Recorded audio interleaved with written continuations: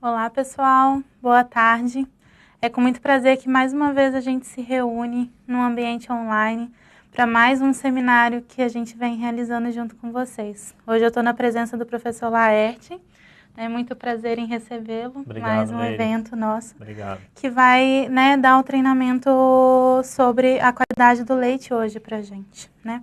Antes disso, eu vou fazer uma introdução mais para apresentar algumas coisas para vocês, né, em relação à agenda da Capilab e os eventos que a gente pretende realizar nesse primeiro, semestre que já está até se encerrando. Bom, não é de hoje, todos vocês já acompanham a gente há bom tempo, né, na maioria dos eventos e materiais que a gente divulga e participa.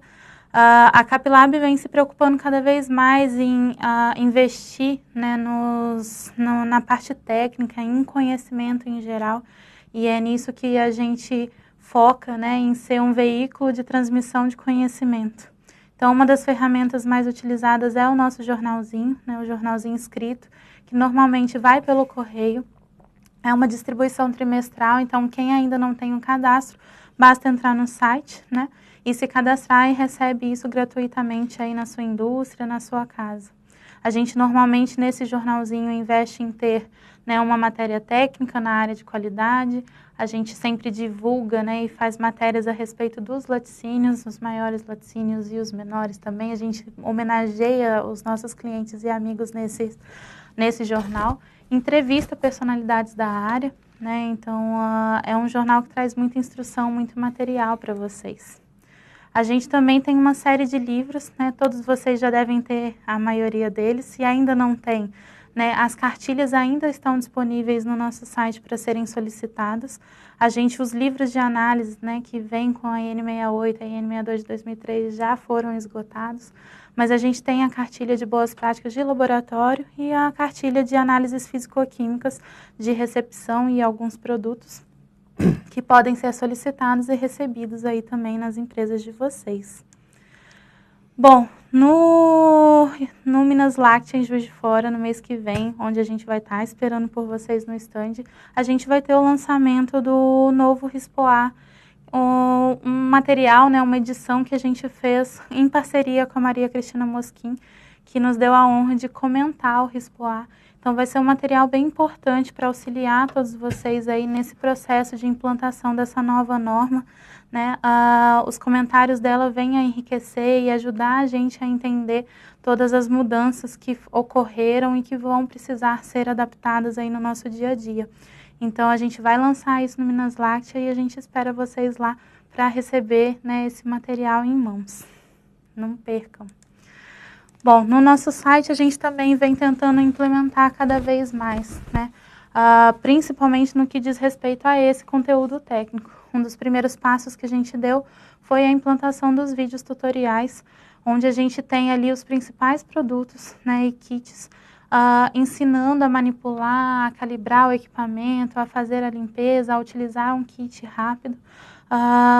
Vai aí auxiliar vocês tanto na utilização dos nossos produtos, também como no treinamento dos seus colaboradores, no que diz respeito à limpeza de eletrodo de pH-metro ou coisas do tipo, né? Então, não deixem de dar uma olhada. A Capilab, todos vocês já devem conhecer, né? Para quem ainda não conhece ou conhece parte do nosso trabalho, a gente tem uma linha bem ampla de materiais, né, que vai desde vidrarias, reagentes, a equipamentos e kits. Claro que a gente tem aí um foco, todo mundo já conhece o nosso trabalho dentro de laticínios, né, de leite e derivados, mas a gente também tem material aí que cobre a gama de laboratórios, né, de outros ramos também, tá? Bom, uma das principais linhas, né, são essas quatro, né, a Compact Dry, que são as placas prontas para microbiologia, a linha Hygienia, de monitoramento de higiene por ATP, os kits de antibiótico, tanto rápidos quanto o lento. Então, não deixem de entrar em contato com a equipe técnica ou com os consultores de vendas responsáveis por vocês para pedirem maiores informações e maiores detalhes, tanto técnicos quanto comerciais. No Minas Láctea, também em Juiz de Fora, a gente vai ter o lançamento do Extenso, né? Um equipamento que vem aí revolucionar o monitoramento de antibióticos no Brasil. Ele foi desenvolvido, já tem uns 3 anos que está em desenvolvimento, e o lançamento vai ser agora, né, no Minas Láctea. A gente já está implantando ele no Brasil. E é um equipamento que vai trazer aí uma revolução, já que ele consegue, dentro de um único kit, né, realizar análise de mais de 90 contaminantes diferentes, incluindo resíduos de antibiótico e resíduos de toxinas em geral. Esses contaminantes vão ser divididos em canais, o que quer dizer que a gente tem uma certa flexibilidade, onde você só paga pelas drogas que você quer monitorar. Então, você abre e fecha o espectro de análise de acordo com o que há o seu interesse ou o que tem presença na sua região, e só paga realmente por as drogas que você está monitorando, né? Ele é um aparelho rápido, então ele vai trabalhar em 13 minutos esse monitoramento completo, o que é um grande avanço, né? E é um equipamento conectado, então ele vai ter aí conexão Wi-Fi, por SMS, por GPS, Bluetooth, o que permite uma conexão por computador e um sistema até mesmo de aviso e monitoramento, onde ele pode te mandar uma mensagem ou um e-mail avisando toda vez que ocorrer um resultado não conforme, um resultado positivo. Então é realmente um processo que vai aí modernizar o nosso laboratório. Outro lançamento importante que a gente vai ter é o EcoMilk Spectra, né? Um EcoMilk que vocês já conhecem, né? Que faz aí os constituintes do leite em alguns segundos. Ele vai trabalhar esses mesmos constituintes, né? Proteína, gordura, extrato seco, densidade, lactose.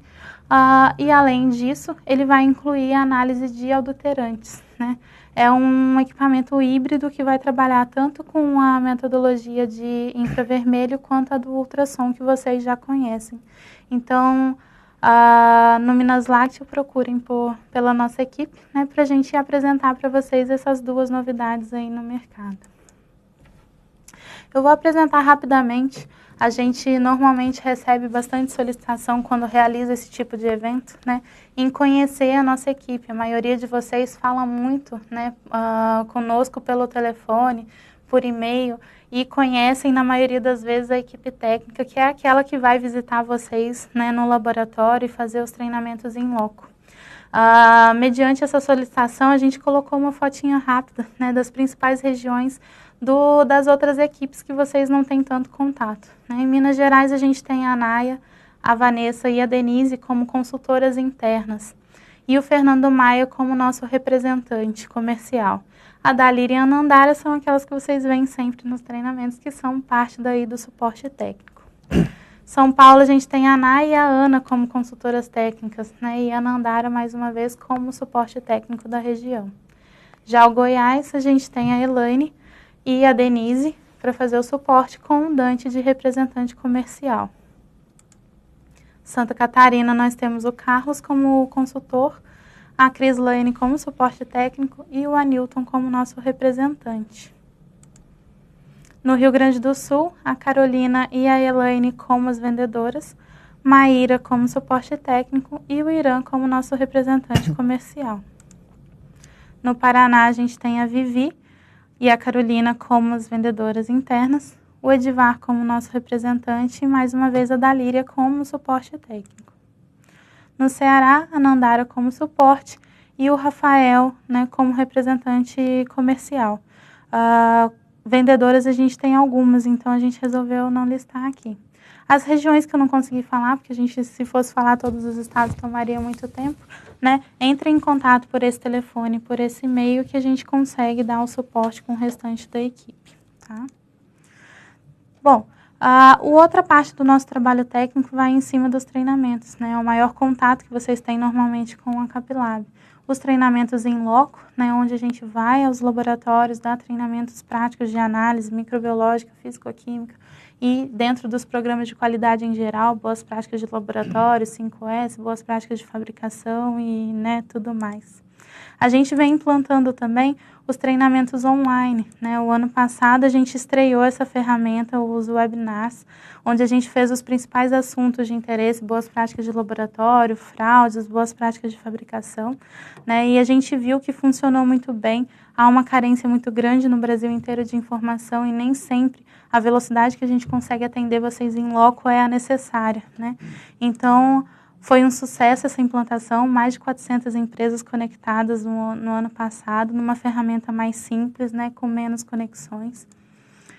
A gente tem também realizado dentro da Capilab os cursos internos, onde a gente realiza aí um curso completo de análises práticas em fisicoquímica, uma parte teórica, né, nos programas de qualidade e até mesmo em manipulação de equipamentos e kits na recepção de leite. A gente já está, na verdade, vai para a 5ª edição, né? Aqui a gente está com a turminha da 3ª, que foram mais ou menos 15 pessoas. A última edição, a 4ª, já foram 30 pessoas nesse mini curso, em 2 dias dentro da Capilab. Então, normalmente, em menos de 24 horas, a gente, né, já estoura as inscrições. Então, fiquem de olho no próximo, né? Tentem se inscrever para a gente se conhecer aí no próximo curso. A gente tem também um intercâmbio técnico. Nesse ano, né, no finalzinho do ano passado, na verdade, a gente teve o 3º intercâmbio já para Uruguai e Argentina. A gente já realizou para França, Bélgica, Argentina no passado. São eventos maravilhosos para quem, né, quer conhecer outra realidade, quer ver o que tem de mais moderno ou não, também os defeitos lá de fora e trazer aí o conhecimento para a nossa indústria no Brasil. Bom, nosso seminário técnico também foi recente, em Uberlândia, em maio, onde o nosso professor Laerte, hoje que está nos acompanhando, também deu palestra. A gente reuniu aí 190 participantes, né, quase 200 na verdade, com 64 empresas e 6 estados diferentes, em um único dia de palestras de assuntos pertinentes com profissionais e palestrantes maravilhosos, né, os melhores hoje da área. Então, também fiquem no aguardo que em breve a gente deve divulgar o nosso próximo seminário. A gente já está aqui, na verdade, encerrando, né, quase chegando no fim da agenda do 1º semestre. A gente já realizou, né, um webinar da Capilab. A gente fez um seminário no Rio Grande do Sul, um curso interno em abril, o seminário que foi, né, em maio. A gente já realizou o 1º webinar nesse formato em vídeo, né, com a Maria Cristina Mosquim falando sobre o RISPOA, que foi um grande sucesso. E hoje a gente está aqui junto com o Dr. Laerte para o 2º webinar, né? E amanhã a gente tem um workshop na Capilab, que vai ser uma manhã de palestras também, né? Dentro da área de qualidade, e a gente está esperando todos vocês, que eu sei que tem alguns conectados hoje, que amanhã a gente deve se encontrar lá na Capilab. E encerramos com a Minas Láctea no dia 18, né, 18, 19 e 20 de julho. A gente espera vocês no nosso stand no Minas Láctea. Tá? A gente vai estar bem na entradinha dessa vez. Não deixem de visitar e conhecer as novidades lá com a gente. E a gente já vai adiantar o 1º evento, né, que a gente tem programado para o 2º semestre, que vai ser o nosso seminário técnico em parceria com a Fermentec, que vai ser realizado em Marabá, no Pará. Então, vai ser uma mescla aí de assuntos de qualidade e análise com o pessoal que mexe com a produção, né? Vai ser um evento que promete ser muito bom, né? E bem interessante. Então, não deixem o pessoal aí da região de participar e se inscrever. Bom, agora eu vou passar a palavra para o Dr. Laerte, né? Ele é engenheiro agrônomo da Universidade de São Paulo. Hoje trabalha no setor de zootecnia, né, da Exalc, e vai apresentar a palestra sobre qualidade de leite, né, em cima de CCS e CBT. Então, eu passo a palavra agradecendo mais uma vez a confiança no nosso trabalho e a sua participação junto com a gente. Tá, joia. Bom, boa tarde a todos. Eu gostaria de, primeiramente, agradecer a Capilab pelo convite. Parabenizar pela iniciativa, né? Hoje, sem dúvida alguma, o webinar ele é uma ferramenta importante para a gente poder realmente compartilhar conhecimento, enfim. Então, parabéns pela iniciativa. Né? Agradeço em nome da universidade, então, o convite feito. Para mim é sempre uma alegria poder estar compartilhando conhecimentos, ainda mais na área de qualidade do leite, que é uma área extremamente importante hoje na cadeia produtiva. Então, obrigado mais uma vez. Como você disse hoje, né, a gente está conectado com mais de milhões de litros de leite no Brasil inteiro. Hoje eu não sei qual é o número de pessoas, mas vamos confirmar aqui, Leila, a gente deve estar mais aí, quase 150 pessoas conectadas de diferentes empresas, então tem milhões de litros de leite aí que estão participando desse encontro. Então, boa tarde a todos e mais uma vez é uma alegria estar aqui com vocês. Bom, o desafio que a Capilab colocou para nós foi falar sobre aí a questão da qualidade do leite, né? Eu confesso que foi um pouco difícil falar sobre o assunto, porque apesar de nós termos aí uma rede, né, de laboratórios, que é a RBQL, que é a Rede Brasileira de Controle de Qualidade do Leite, ligada ao Ministério da Agricultura, então uma rede que em teoria analisa aí praticamente 100% de todo o leite cifado do país. Apesar de existir essa estrutura toda, é um tanto quanto difícil a gente ter as informações consolidadas, né?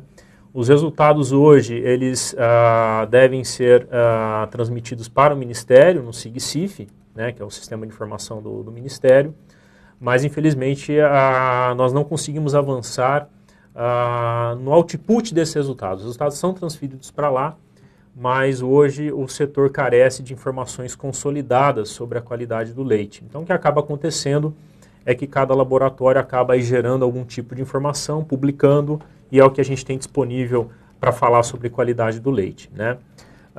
No dia de hoje, eu vou utilizar os dados aí publicados pela Clínica do Leite. A Clínica do Leite é um dos laboratórios que fazem parte da rede.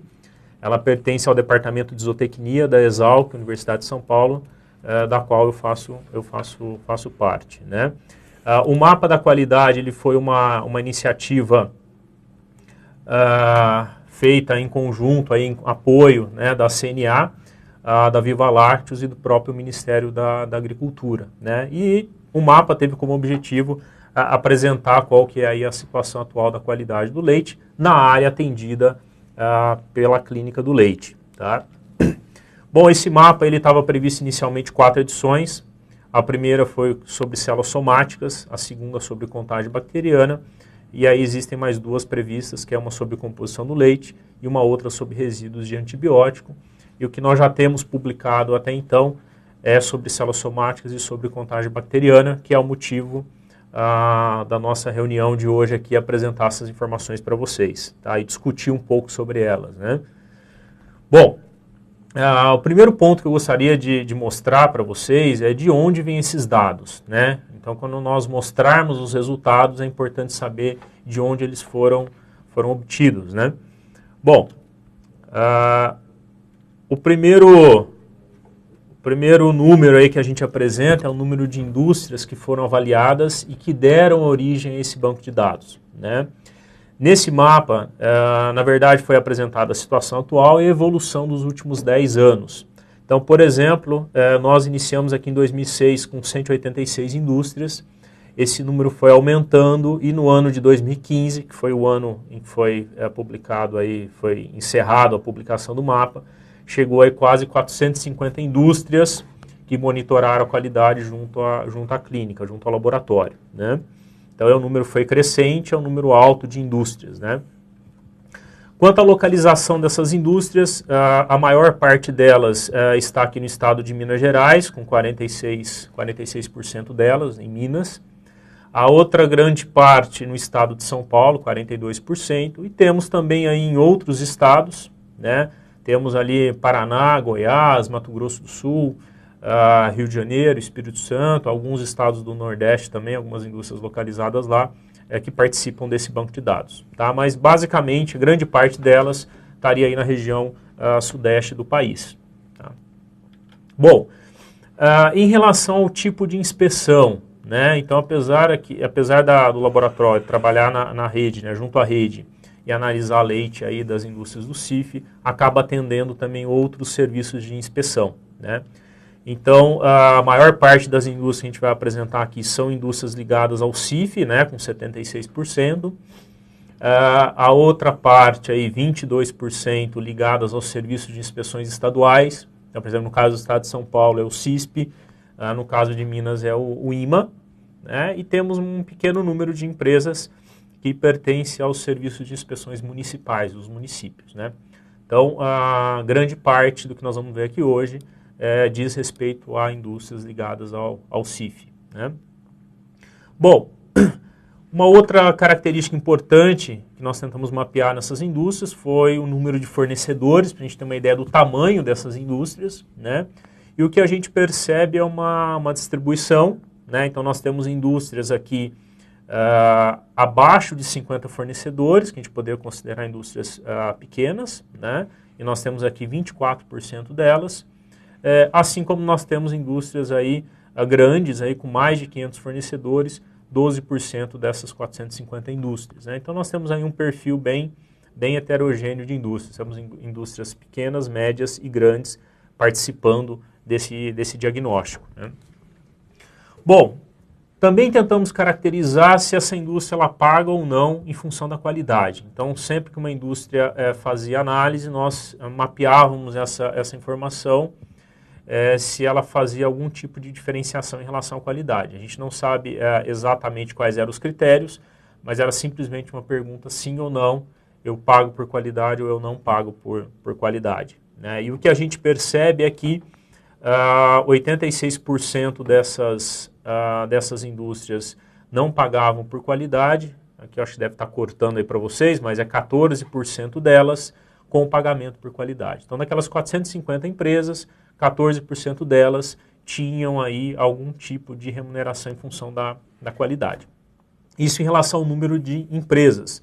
Se nós formos para o número de produtores, né, que recebem em função da qualidade, esse número já sobe próximo a 30%.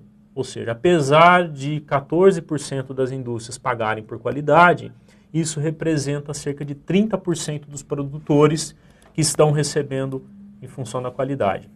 Isso é indicativo para a gente do quê? Que provavelmente as indústrias maiores são as que estão adotando programas de pagamento por qualidade. E essa é a razão, então, que sobe de 14% para quase 30%, né, dos produtores. Essa informação não está disponível aqui para vocês, mas se nós olharmos em termos de volume de leite, o quanto de leite hoje é remunerado em função da qualidade, esse número deve pular aqui de 30% para quase 50% do volume recebendo em função da qualidade, né? Que são produtores maiores que participam dessas indústrias maiores e acabam recebendo em função da qualidade. Então essa é uma informação bem interessante que foi mapeado na ocasião. Bom, em relação ao número de produtores monitorados ao longo desses 10 anos, né? Esse é um gráfico que traz essa informação. Então, nós saímos ali de 2006, 17 mil produtores, e chegamos aqui em 2015, próximo a 45 mil produtores monitorados todos os meses. Por que o produtores aqui está entre aspas, né? Essa é uma estimativa, na verdade. Esse número é maior, porque aqui nós temos os tanques comunitários, né? Então, o tanque comunitário entra somente o titular no cadastro. Então, eventualmente, a gente tem um tanque que, apesar de estar no nome do titular, temos aí todos os dependentes. Então, esse 45 mil a gente estima que deve pular aí próximo a 47, 48 mil produtores de leite, de fato, participando do levantamento. Bom, e quanto ao perfil desses produtores em relação à produção de leite, né? Qual que é o tamanho dessas fazendas? Nós também mapeamos essa informação, né? Aqui são dados de cerca de 14 mil fazendas, mais ou menos, que são as fazendas das quais a gente recebeu a informação do volume de leite, né? Nem toda a indústria ainda fornece essa informação para o laboratório, apesar de ser uma obrigação imposta pelo Ministério, que a indústria mande a informação de volume de leite, nem todas ainda mandam. Então, essa daqui é uma amostra daquelas 47 mil fazendas, né? E o que a gente percebe é que grande parte dos produtores, se a gente somar aqui 18 com 18 com 23, a gente vai ter próximo aí 40% dos produtores produzindo menos de 200 litros de leite por dia, né? Se a gente pegar aqui 50 litros de leite por dia, a gente tem quase 20% dos produtores. Esse tipo de distribuição é o que a gente tem visto em outros levantamentos, né? A gente tem alguns levantamentos em Minas, em Goiás, que tenta caracterizar a produção de leite nesses estados, e o que a gente tem visto é exatamente esse tipo de distribuição, né? A gente tem um grande número de fazendas produzindo aí abaixo de 200, 300 litros de leite por dia, né? Bom, visto isso então, ou seja, de onde vieram os dados, né? Então nós vimos aí que os dados são de cerca de 450 indústrias, próximo a 47 mil produtores de leite, distribuídos principalmente em Minas e São Paulo, tá? Nós vamos iniciar aqui apresentando para vocês os resultados de contagem de células somáticas, tá? E a primeira informação que nós temos disponível é a média de células somáticas em função do estado, né? Então nós classificamos isso aí em função dessa informação de localização, né? Então nós podemos observar nessa tabela que, por exemplo, o estado do Rio de Janeiro tem uma média geométrica de células somáticas ao redor de 537 e, por outro lado, nós temos ao Mato Grosso do Sul com uma média de 257 mil de células somáticas. E aqui nós temos aí o número de produtores em cada um dos estados, né? Mas claramente a gente percebe que existe uma diferença. No caso do Rio, especificamente, que é o que a gente está mostrando aqui agora, umas células somáticas muito acima, né? Quase aí o dobro do que a gente observa no estado do Mato Grosso do Sul. Então existe aí um efeito de região interferindo aí na incidência de mastite e, consequentemente, nas células somáticas, né? Então a gente pode dizer que a gente tem aí um grupo ao redor de 400 mil, alguns estados ao redor de 300 mil, São Paulo e Goiás, e o Mato Grosso aqui próximo a 200 mil, né? E no final nós temos uma média geométrica de 400 mil e uma média aritmética de 593 mil. Qual que é a diferença da aritmética e da geométrica? A média aritmética é uma média simples, né? Nós somamos todos os resultados de células somáticas, dividimos pelo número de produtores e temos essa média, que é uma média aí próximo a 600 mil células somáticas. E a média geométrica, ela já é uma média que elimina aí os valores extremos, né? É um mecanismo que a gente tem aí para eliminar esses valores ou muito baixos ou muito altos, né? Se nós formos olhar o leite que está no silo da indústria de vocês aí, a média aritmética ela caracteriza melhor o leite que está dentro do silo, né? Então, se nós fôssemos agrupar todo esse leite, colocar num silo, coletar uma amostra e analisar, provavelmente a célula somática estaria aqui ao redor de 600 mil células, né? Então a aritmética ela é interessante, principalmente para quem trabalha na indústria e está olhando o leite do silo como um todo. Bom, nós também podemos, além de olhar a média, olhar a distribuição dos produtores em função das células somáticas, né? Então aqui nós pegamos as células somáticas no ano de 2015 e distribuímos os produtores em função de classes. Então, por exemplo, abaixo de 200 mil células, que deveria ser um número alvo para a gente, uma meta nossa, nós temos aí cerca de 14% das fazendas produzindo leite abaixo de 200 mil. Por outro lado, nós temos acima de 800 mil, que é um valor extremamente alto, né, que representa uma alta incidência de mastite, uma alta prevalência de mastite subclínica no rebanho. Nós temos aí 15% das fazendas. Esse gráfico mostra para a gente que a maior parte das fazendas está aqui ao redor de 400, 500 mil, que é a média que a gente tem lá geométrica, mas que tem muita fazenda produzindo leite muito bom, né, que está conseguindo de fato controlar a mastite, assim como tem parte das fazendas que não estão conseguindo controlar essa mastite e estão perdendo muito em produção de leite, né? Então essa é a informação que esse gráfico traz para nós, que é possível sim produzir um leite com baixas células somáticas. Bom, uma outra análise que a gente poderia ver é em relação ao atendimento à Instrução Normativa 62, né? Então, se nós olharmos o limite atual aí, que é de 500 mil células, nós temos aí cerca de 40% dos produtores acima desse limite, né? Então, de cada 10 produtores, 4 estariam produzindo leite acima do limite proposto, que é de 500 mil células somáticas, média geométrica dos últimos 3 meses. Isso é uma informação também muito, muito importante. Tem muita gente que recebe um resultado, o resultado está acima de 500 mil e considera que esse produtor é um produtor não conforme. Isso está tecnicamente errado, não é isso que a Instrução Normativa coloca. O que ela coloca é Pegue todos os resultados do período de 3 meses, calcula uma média geométrica desse período. E essa média é o que a gente usa para ver se ele está conforme ou não. Tá? Então, muito cuidado em relação a isso daí. Bom, e se nós formos utilizar, então, o limite futuro, que é o limite de 400 mil? Né? Então, a última fase da normativa, a previsão é chegar aí abaixo de 400 mil, esse seria o limite legal. Nós temos praticamente metade dos produtores abaixo de 400 e metade acima de 400. Então, isso mostra que nós temos um desafio muito grande em termos de atendimento à normativa, à legislação. A gente tem muito leite fora dos padrões. Bom, uma outra análise que nós fizemos foi, será que existe diferença entre fazendas que recebem por qualidade e as que não recebem? Será que as fazendas que estão sendo incentivadas a melhorar a qualidade, recebendo mais pelo preço do leite, possuem uma menor células somáticas? Então essa foi uma pergunta que nós tentamos responder na ocasião. E o que nós temos é esse gráfico aqui. Tá? Produtores que recebem por qualidade, PVQ, Programa de Valorização de Qualidade, apresentam uma média de 431 mil células somáticas. Enquanto que produtores que não recebem por qualidade apresentam uma células somáticas mais baixa. Né? Esse número aqui ele é estatisticamente diferente. E às vezes é uma surpresa, né? Ou seja, o produtor que está recebendo por qualidade, ele está com uma qualidade pior. Né? Então quer dizer que não vão pagar por qualidade mais, pagamento por qualidade não funciona? Não, não é isso que quer dizer esse número. Quer dizer que provavelmente existem outros fatores que são mais fortes que o pagamento por qualidade e que acaba gerando uma células somáticas mais alta. Né? De fato, o pagamento por si só não tem feito com que a qualidade melhore. Então essa é a informação que a gente tem a partir desse gráfico. Né?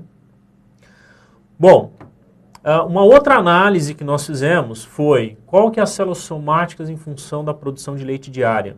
Será que fazendas maiores em relação às menores possuem um leite de melhor qualidade? O que acontece com as células somáticas em função do tamanho da fazenda?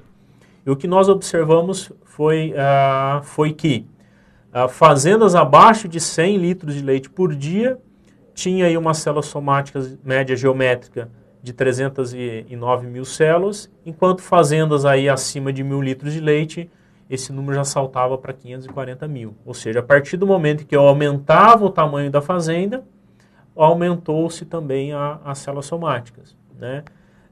Então essa é uma informação extremamente interessante. Né? Então rebanhos maiores têm uma dificuldade maior de controlar a mastite. Né?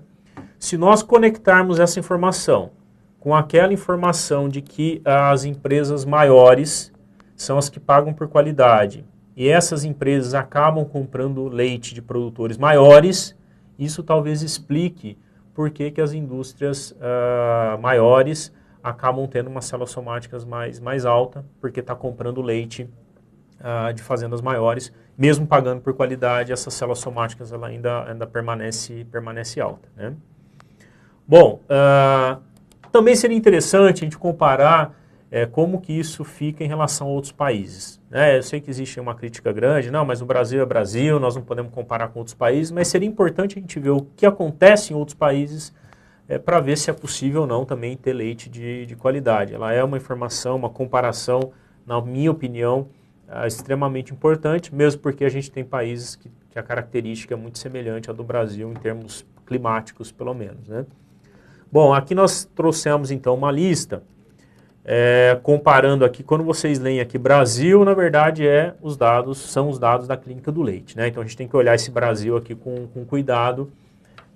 Nós temos aí cerca de quase 600 mil de células somáticas. Se nós pegarmos a Espanha, esse número é de 260, Estados Unidos 190, Nova Zelândia 187, Inglaterra próximo a 190, Alemanha 180, Itália 295 e o Canadá 240 mil de células somáticas. Ou seja, são países aí que trabalham aí, praticamente abaixo de 200 mil de média, que é um número muito, muito bom, enquanto o Brasil está com 600 mil células somáticas, 3 vezes mais. Isso praticamente é 3 vezes mais a prevalência 3 vezes maior no Brasil em relação a esses outros países. Né? Isso mostra o quão sério é o problema aqui no Brasil.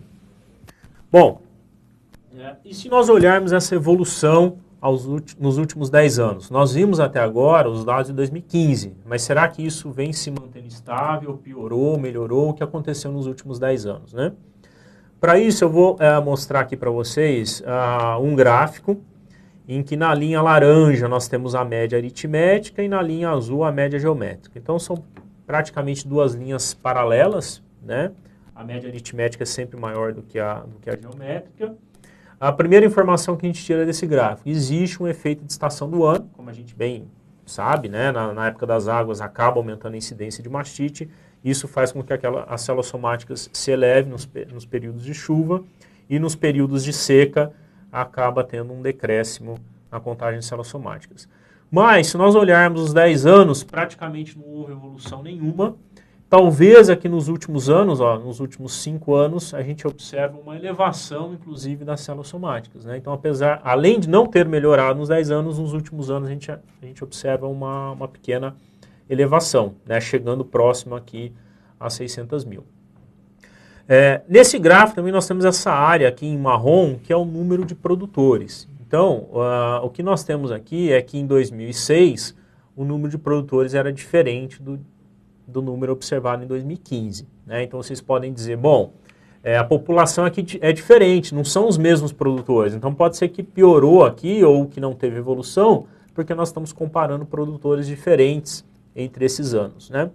Então, aí, o que nós fizemos? Nós separamos o mesmo grupo de produtor, né, para tirar esse efeito de mudança de população. Então, vamos pegar as mesmas fazendas e acompanhá-las durante diferentes anos. Né? E nós fizemos isso durante 5 anos. Então, nós pegamos aqui 11 mil fazendas, né, então um número extremamente grande, e acompanhamos essas fazendas por 5 anos, né, e distribuímos elas em função das células somáticas. Né? E a gente realmente não percebe nenhuma melhora e um pouco aí, principalmente em 2015, uma piora da situação. Então, por exemplo, acima de 600 mil a gente tinha ao redor de 20%, esse número aumentou para 28%. Abaixo de 200 mil a gente tinha ao redor de 17%, caiu para 14%. Ou seja, o mesmo grupo de produtores monitorados durante 5 anos, não houve melhoria, eu diria que até uma pequena piora aqui no cenário em 2015, em relação às células somáticas. E se nós separarmos agora um grupo que recebeu em função da qualidade também durante um período de tempo? Os mesmos produtores sendo remunerados em função da qualidade, o que aconteceu com as células somáticas? O que nós observamos, aí olhando um dado médio, né, uma média desses produtores, são produtores que tinham aqui ao redor de 320, essa média foi subindo e chegou a 425 mil. Ou seja, mesmo produtores recebendo por qualidade, pioraram as células somáticas nesses 4 anos em que foram acompanhados. Ou seja, existem outros fatores, provavelmente fatores climáticos aí, que interferiram nesse resultado. Né? Bom, nós vimos até agora as células somáticas. A ideia agora é apresentar para vocês a contagem bacteriana total. Né? Se vocês forem tendo dúvidas, acho que pode ir passando aqui para a Leire já está registrando aqui, está monitorando as questões e depois a gente pode discutir mais. Tá?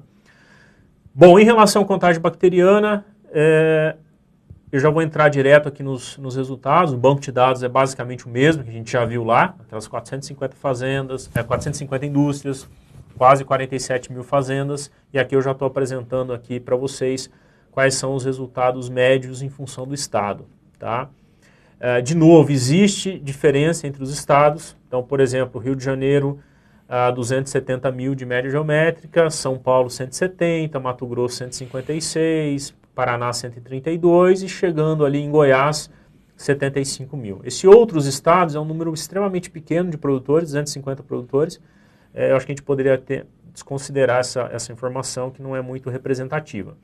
Mas, novamente, nós temos aí Goiás com 75 mil, enquanto nós temos lá o Rio de Janeiro com 270 mil de contagem bacteriana. Ou seja, existe uma diferença muito grande entre esses estados. Né? E, ao final, nós temos uma média geométrica de 154 mil em 2015, tá? E uma média aritmética de quase 1 milhão de unidades formadoras de colônia por ml, que é um número extremamente elevado. De novo, o que importa para a indústria é esse número, essa média aritmética, é ela que vai representar melhor o leite total que está sendo recolhido das fazendas. E por que essa diferença tão grande, né, de 154 mil de média geométrica para quase 1 milhão de média aritmética? É em função dos dados extremos. A gente tem provavelmente poucas fazendas que estão puxando essa média para cima, aí, próximo a 1 milhão, né?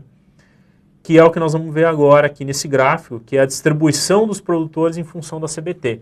Então nós dividimos aqui em classes, né? Então nós temos aqui fazendas abaixo de 10 mil de CBT e fazendas acima de 600 mil.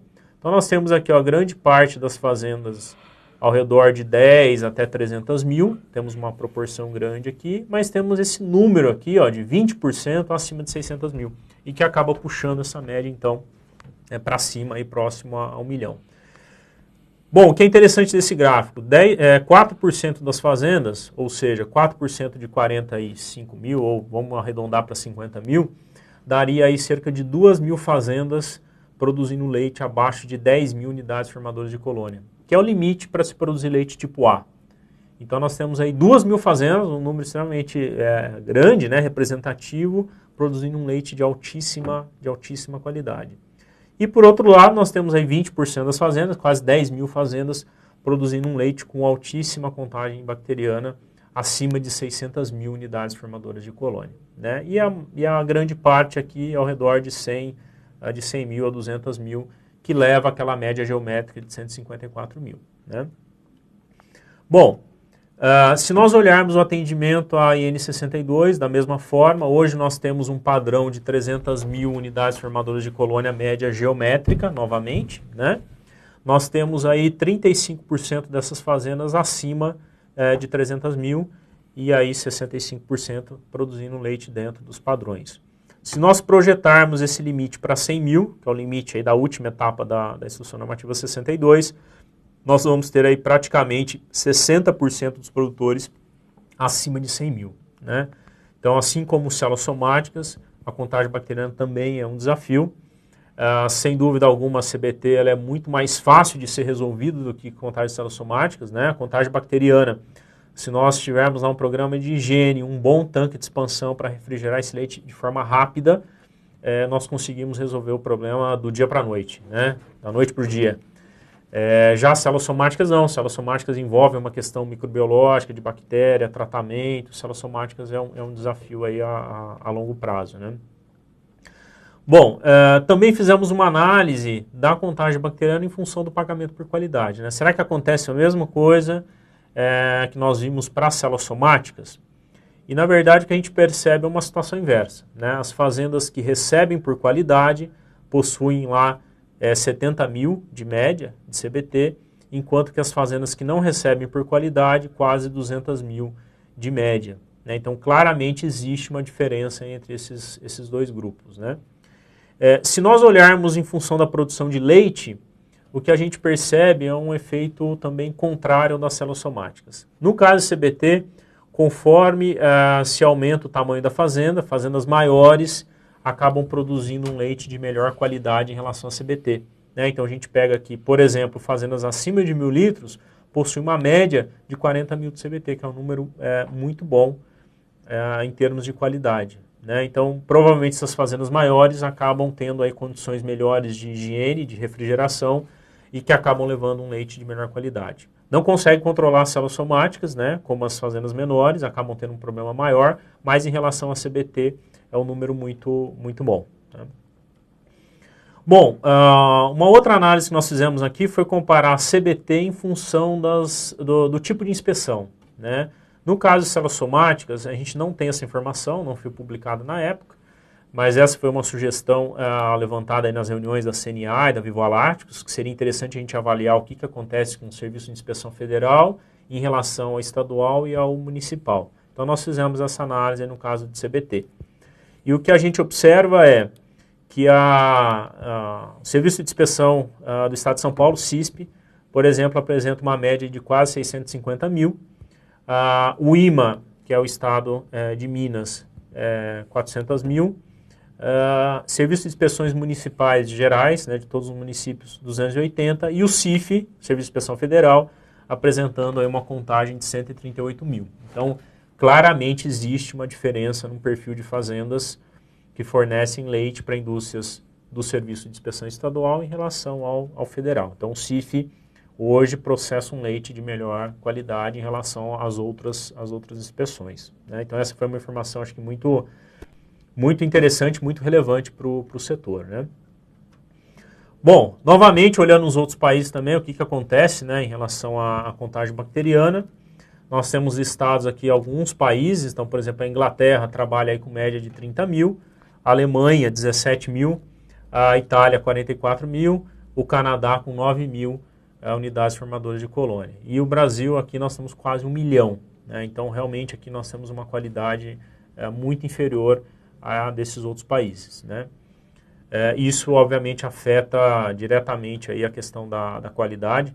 Provavelmente esse vai ser um assunto que, inclusive, vai ser abordado aqui no webinar da Capilab, em outras edições, com outros professores, a importância dessa alta contagem para tempo de prateleira, qualidade de produto e etc., né? Bom, também vamos olhar o que aconteceu nos últimos 10 anos, né? Será que a CBT, diferentemente das células somáticas, melhorou, né? Então aqui também nós temos isso numa forma de tabela, diferente do gráfico que eu mostrei para as células somáticas. Aqui nós temos uma tabela com toda a informação, né? E o que a gente observa é que aqui em 2008 e 2009 nós tivemos uma elevação aí para acima de 200 mil.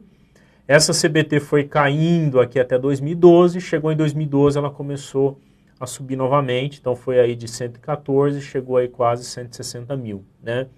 E essas letrinhas aqui que vocês estão vendo é um teste estatístico para dizer se isso é diferente ou não entre eles, né? Então, de novo, houve uma elevação, houve uma melhora e subiu novamente nos últimos anos, né? Então nós estamos aí oscilando a contagem bacteriana também, não estamos observando uma melhora consistente dos dados, né?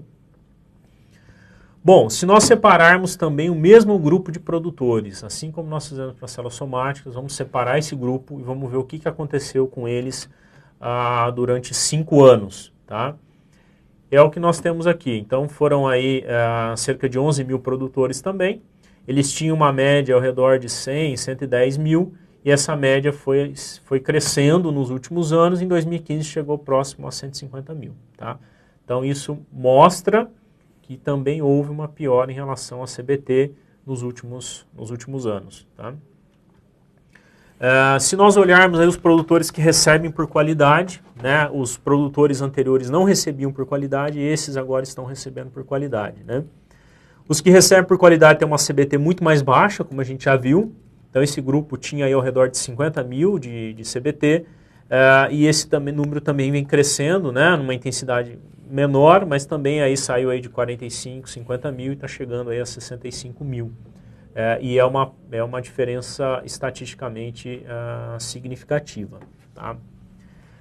Bom, no caso do CBT, nós fizemos uma outra avaliação, que é entender o que acontece com leite desde a fazenda até chegar à indústria. Todos os dados que nós vimos até agora foi de amostras coletadas no produtor, na fazenda, é a CBT no momento da coleta. Agora nós sabemos muito bem que esse leite ele vai para dentro do caminhão, ele precisa ser transportado e precisa chegar até a indústria e ser descarregado. Então o que acontece com o leite nesse percurso? Então, essa foi uma análise que nós fizemos, né?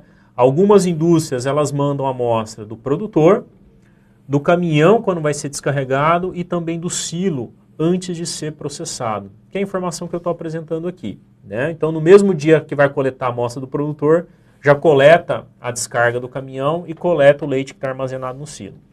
Então, por exemplo, aqui é um número pequeno de indústrias, novamente, né? Eu não tenho aqui a informação exata, mas é um número pequeno de indústrias. Essas indústrias apresentam uma média no produtor de 97 mil. Quando esse leite chega na indústria, esse leite já está com 700 mil unidades formadoras de colônia. E pior, o leite que está no silo, que é o que vai ser processado e o que vai afetar o produto que vocês estão produzindo agora, chega aí a mais de 1,5 milhão de unidades formadoras de colônia por ml. Ou seja, nós tínhamos um leite bom no produtor, 100 mil, esse leite já começa a perder qualidade durante o transporte e quando está no silo ainda acaba de perder tudo que tinha, então cresce aí um crescimento bacteriano muito acelerado. Tá? Para vocês terem ideia, nos Estados Unidos existe uma legislação para isso, existe um limite para o produtor e um limite para a descarga, que é 100 mil no produtor e 300 mil na descarga. Então nós estamos aqui quase que o dobro do limite preconizado nos Estados Unidos. Aqui no Brasil a gente não tem um limite do leite que chega na plataforma, apenas o leite do produtor. Mas, de novo, independentemente de ter limite legal, aquela indústria que se preocupa com qualidade, se preocupa com o seu produto, ela tem que estar olhando o leite que está no silo. Isso é o que interessa para ela, que é o que ela vai processar, isso é o que vai impactar na qualidade dos produtos aí de vocês. Tá? Então, essa informação nós trouxemos no mapa e eu acho que é muito interessante, né? Se a sua indústria já faz esse monitoramento, é importante vocês avaliarem como que isso se comporta. E quem não faz, acho que é muito interessante começar a fazer esse monitoramento para ter ideia do que acontece durante a logística do leite, né? Bom, uma outra pergunta que nós tentamos responder foi a questão do impacto do transvase na contagem bacteriana total. Né? Esse levantamento aqui nós já fizemos antes do mapa da qualidade. Né? Nós fomos convidados a participar de uma reunião em Brasília, junto com o Ministério, a convite da Viva Lácteos, em que se estava discutindo a questão do transvase. Proíbe, não proíbe, pode, não pode. E nós fomos convidados a apresentar o que acontece com a CBT quando se adota o transvase. Né? Então, para responder essa pergunta, nós fizemos o seguinte, nós selecionamos duas empresas, tá? A empresa A e a empresa B. São empresas com um número de produtores semelhantes, tá? São empresas aí que possuem cerca aí de 300 produtores. Tá? Só que a empresa A, ela tem 0 de transvase, ela não faz transvase. Enquanto que a empresa B tem lá 70% das suas rotas fazendo transvase. Né? E aí o que nós comparamos aqui? Nós comparamos a CBT no produtor, que é aquela amostra que é coletada lá no produtor, com a amostra que é coletada no caminhão quando ele chega para ser descarregado. Então, por exemplo, no caso da empresa A média nos produtores era de 35 mil, um excelente número por sinal, e o caminhão, quando ia descarregar na recepção, cerca aí de 200 mil. Né, também um número muito bom. E a empresa B, apesar de ter 70% de transvase, também tinha o mesmo resultado, até um pouco melhor, né? Ele tinha lá 45 mil no produtor e as suas rotas chegando aí próximo a 150 mil. O que esse número mostra para a gente, então? Que independentemente de adotar transvase ou não, a qualidade ela era a mesma na recepção. Então isso mostra para a gente, os resultados mostram, né? Que não existe, nessa situação avaliada, o impacto do transvase. Então, não faria sentido não fazer transvase pensando somente na questão de contagem bacteriana total. Né? Isso não tem impacto nenhum. E se nós compararmos essas duas empresas com todas as empresas que fazem esse monitoramento de rota, que são aqui 29 indústrias, né? Quase 30 indústrias aí, essas indústrias saem de 150 para 700 mil de média de rota. Né? Então, essas duas indústrias têm um desempenho muito superior na logística do leite, independentemente de ter ou não transvase. Né? Então, foi graças a essa informação que nós divulgamos lá nessa reunião junto ao Ministério, em que a gente conseguiu aí trabalhar essa questão do transvase. Né? E nós resolvemos, então, publicar e disponibilizar no mapa da qualidade. Bom, nós apresentamos aqui as células somáticas, contagem bacteriana, mas também a gente não pode esquecer da questão da composição dos resíduos. Né? A gente ainda não tem ainda uma publicação oficial da clínica, né? As outras edições do mapa, mas nós temos já algumas informações publicadas de forma pontual, que é o que eu vou apresentar para vocês aqui de forma rápida. Né? Não estava lá no nosso conteúdo, mas eu achei interessante trazer aqui para vocês. No caso de gordura, esse é um gráfico que mostra a variação de média mensal ao longo do ano, né, de um determinado ano somente. Tá? Então, claramente a gente percebe a variação estacional, né? Então, a gordura, que é o momento que nós estamos vivendo agora, maio, junho, a gordura chega aí a 3,8 de média e ela começa a cair agora em diante e chega a 3,4 de média. Né? Então, se a gente pensa em uma indústria, a indústria de vocês aí que vende creme, enfim, faz manteiga, né, desnata o leite para vender o creme, provavelmente vocês têm aqui uma redução muito grande no rendimento desse processo industrial. Né? Então, existe aqui um forte impacto sazonal no teor de gordura. O mesmo acontece para a proteína, então esse daqui que eu estou mostrando agora é um gráfico que traz a média de proteína.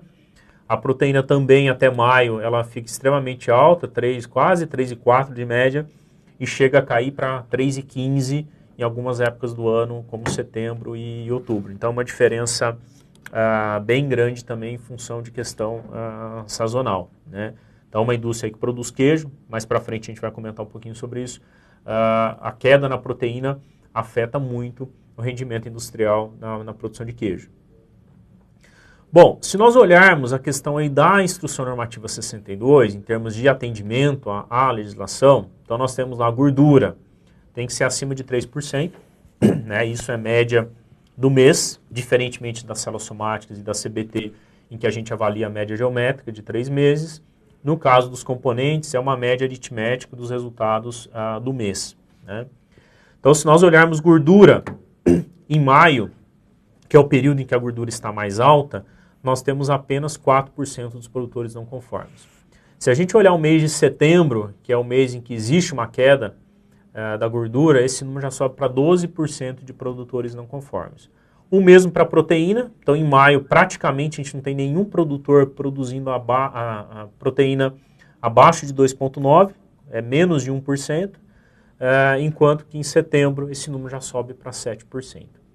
E se a gente olhar o extrato seco desengordurado, olhando o limite de 8,4%, nós temos lá 5% em maio e 12% em setembro. Então, assim, o problema da composição ele é muito menor do que das células somáticas da CBT. Como nós vimos lá, as células somáticas da CBT, nós estamos falando aí próximo a 50% dos produtores não conformes.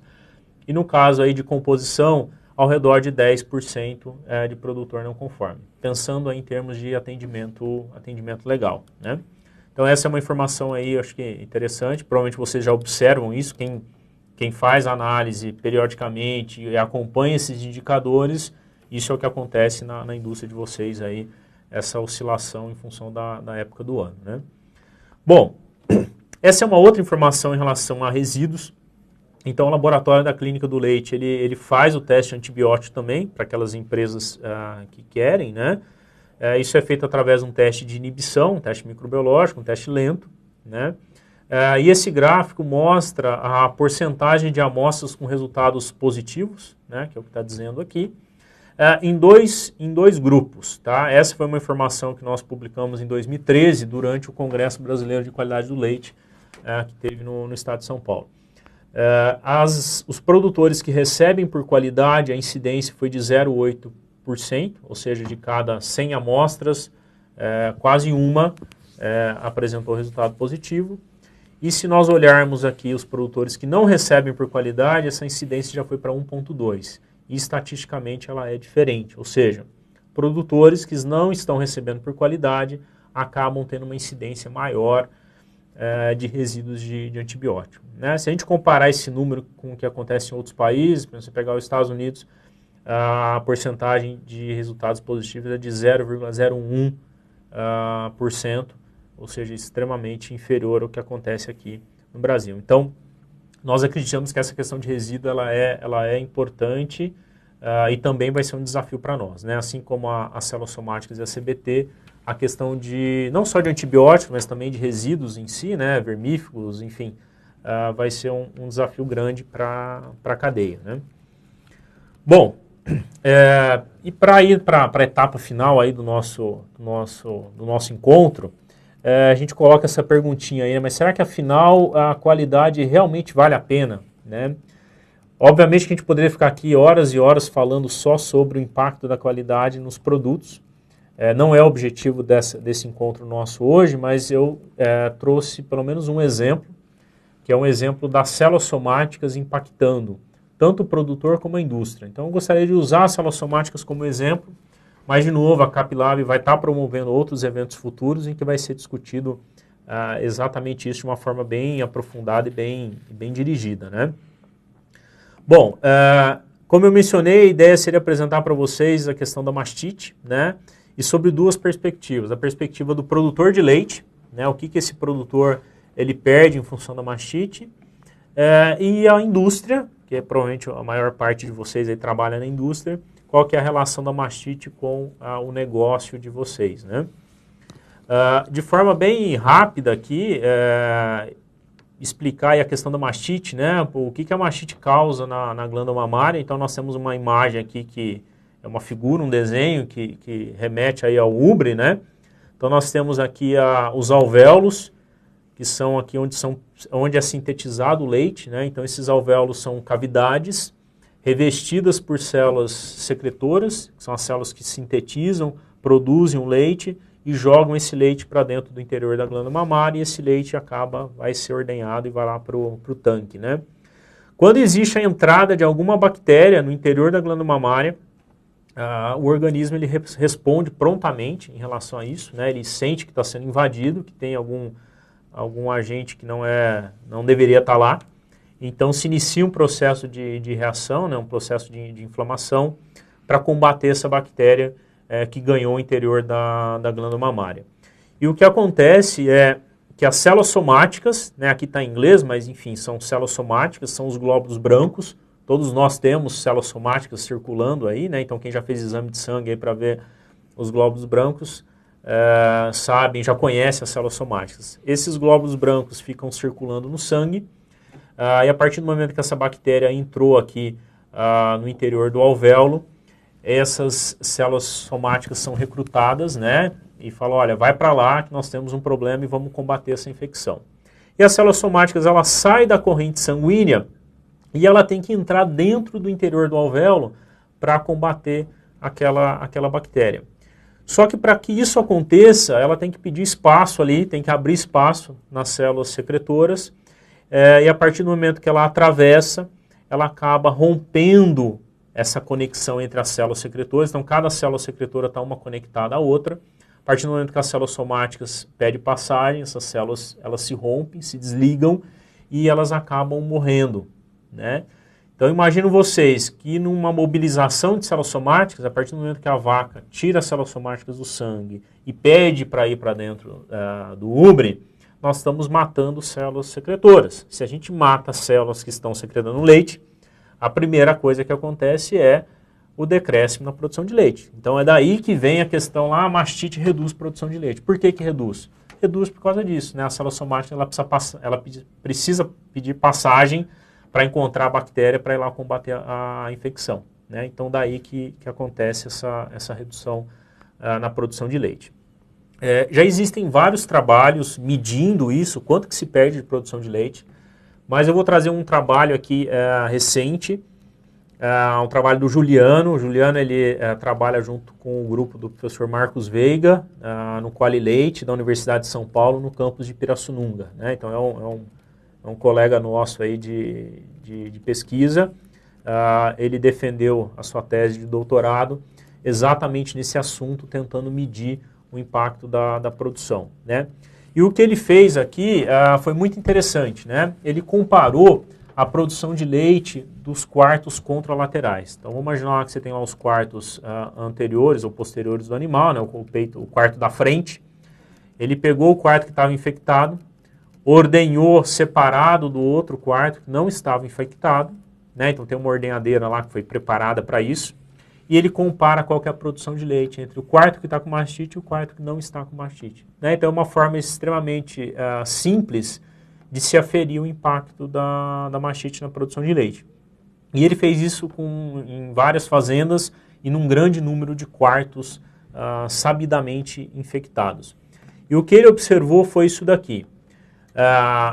Esse número aqui é quilos de leite por quarto por ordenha. Então, por exemplo, os quartos sadios, que é essa barra verde aqui, produziram aí 3,5 kg de leite por ordenha.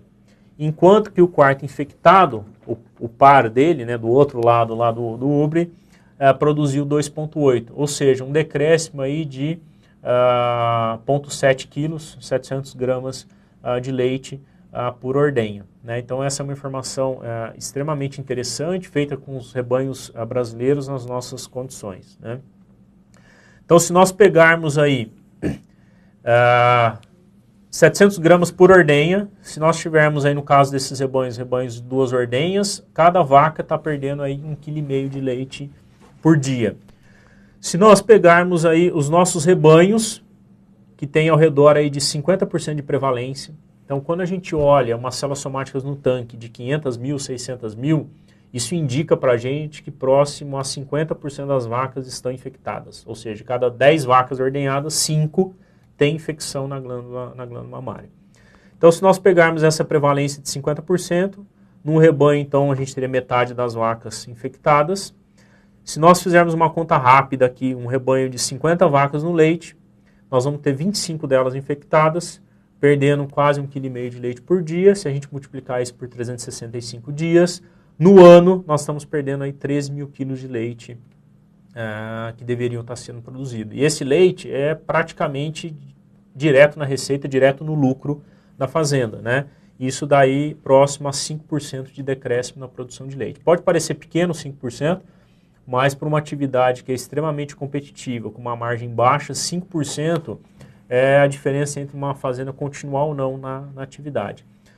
Então esse é um dos prejuízos da mastite, pensando no produtor, no fornecedor de leite que vende o leite para vocês aí no laticínio, né? Para aquelas indústrias que pagam por qualidade, o produtor também deixa de receber em função do pagamento por qualidade, né? Então, eu coloquei só um exemplo de uma tabela de pagamento, cada indústria tem a sua tabela. O que a gente tem visto aí são valores variando de 5 centavos até 15 centavos de diferença no preço, em função da célula somática. Então, o produtor perde em produção de leite e, eventualmente, ele pode perder em pagamento por qualidade, né? Então, a mastite, sem dúvida alguma, é um dos principais problemas hoje das propriedades leiteiras, é a mastite. É uma grande área de oportunidade que existe. Bom, pensando em vocês agora, no caso da indústria, eu vou usar aqui um exemplo na produção de queijo, né? Como nós comentamos lá na produção de queijo, a proteína ela tem um impacto muito grande, né? Então, o rendimento do queijo está muito associado à concentração de proteína naquele leite, né? A proteína que está no leite, né, quando nós falamos lá que tem lá 3,5% de proteína, nós estamos falando na proteína total. E dentro dessa proteína total tem uma fração dessa proteína que é muito interessante para nós, que é a caseína, que está esquematizada aqui para vocês, que essa daqui é uma micela de caseína, que é uma caseína que fica aí no formato de micela em suspensão no leite, né? Então essa relação que a gente chama aí de pKs, o que é pKs? É a relação entre a caseína e a proteína total, né? Quanto maior essa relação, melhor, né? O número médio que a gente tem observado aqui no Brasil, nos dados da clínica também, é ao redor de 76%, 77%. Ou seja, de cada 100 quilos de proteína total, 77 quilos, 78 quilos está na forma de caseína, que é o que vai ser utilizado na produção de queijo, na fabricação de queijo, né? Bom, e o que tem a ver a caseína, a proteína, com a mastite? Existe uma relação forte entre a caseína, mastite, células somáticas e redução de caseína. A partir do momento que aquelas células secretoras são destruídas, também a gente diminui a síntese de caseína, porque o leite não está sendo sintetizado, está sintetizando menos caseína. Acaba tendo maior passagem de proteína do soro para o interior da glândula mamária. Então isso faz com que a proteína total praticamente não se altere numa vaca com mastite, mas a caseína ela diminui bastante. Então aqui tem um trabalho que foi publicado mostrando exatamente isso, que esse pKs ele vai diminuindo, conforme vocês podem ver aqui, a partir do momento que a gente aumenta aqui as células somáticas. As células somáticas aqui ela está em escala log, mas basicamente é o seguinte, ao redor de 100 mil, estava próximo aqui a 85%, e a hora que chegou aqui a próxima a 1 milhão, esse número caiu aí para 79, 80, ou seja, diminuiu aí 5 unidades percentuais, né? E isso tem um impacto muito grande na produção de queijo. Por quê? De uma forma bem simples também, nós temos uma regrinha aí que é 1 kg de caseína, você consegue produzir 3 kg de queijo, né? Então isso aqui obviamente depende do queijo, depende do processo, né? Estou pegando aqui um exemplo só, mas existe essa regra de 1 para 3, né? Então cada quilo de caseína você consegue fabricar 3 kg de queijo. Se nós pegarmos aí uma indústria que processa aí 100 mil quilos de leite por dia para produzir queijo, se eu aumentar a caseína de 2,6 para 2,7, tá? Que é perfeitamente possível aí, trabalhando a questão das células somáticas, nós vamos ter a mais aí 100 quilos de caseína, né? E esses 100 quilos de caseína virariam aí, se transformariam em 300 quilos a mais de queijo por dia, a partir do momento que a gente aumentar o PCAS, né? Ou seja, se a gente controlar a mastite, o produtor vai produzir mais leite, ele eventualmente vai ganhar mais dinheiro no pagamento por qualidade e a sua indústria vai produzir muito mais queijo a partir do mesmo leite, né? Além disso, tem toda uma questão da qualidade do queijo que eu não trouxe aqui, não vou colocar para vocês, mas questão de firmeza do coágulo, o tempo para você coagular esse leite, também ele aumenta, se você aumenta as células somáticas, e ele também não fica muito firme. Então tem uma série de características que são afetadas no queijo a partir do momento que a gente tem umas células somáticas mais elevadas. Bom, enfim, nós estamos chegando aí ao final do nosso encontro, daqui a pouco a gente vai abrir aí para as perguntas. Eu acho que fica claro, a partir desses dados que nós apresentamos aqui, que a gente tem um grande desafio pela frente. Eu acho que isso é muito bom, né? Isso é sinal que a gente tem problema e que a gente tem uma série de trabalho para fazer para que a gente possa, de fato, melhorar a qualidade do leite. Eu acho que isso, na verdade, é muito positivo. O mercado cada vez mais vai demandar por profissionais que possam atuar nessas frentes. Isso, o produtor vai ganhar mais, a indústria vai ganhar mais, enfim, eu acho que isso a questão da qualidade, eventualmente ela não avança da forma como a gente gostaria, mas é um caminho sem volta, né? Cada vez mais os consumidores vão querer um produto de melhor qualidade.